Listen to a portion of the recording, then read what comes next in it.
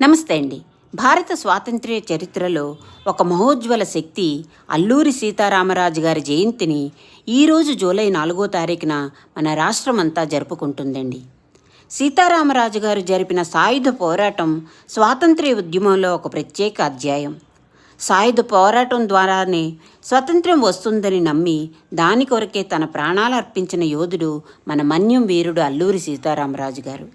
కేవలం 27 ఏళ్ల వయసులోనే నిరక్షరాస్యులు, నిరుపేదలు, అమాయకులు అయిన అనుచరులతో, చాలా పరిమిత వనరులతో బ్రిటిష్ సామ్రాజ్యమనే మహాశక్తిని ఢీకొన్నారు. నేటి యువత అల్లూరి సీతారామరాజు గారిని స్ఫూర్తిగా తీసుకోవడం ఎంతైనా అవసరమండి. అలాగే త్వరలో ప్రారంభమయ్యే విశాఖపట్నం విమానాశ్రయానికి అల్లూరి సీతారామరాజు గారి పేరు పెట్టడం నిజంగా అభినందనీయం. ఆ వెంకటేశ్వరుడి ఆశీస్సులు అందరి మీద ఉండాలని కోరుకుంటూ, నా వీడియోలో మీకు ఏ చిన్న పార్ట్ నచ్చినా వీడియోని లైక్ చేసి నా ఛానల్ని సబ్స్క్రైబ్ చేసుకుంటారని కోరుకుంటూ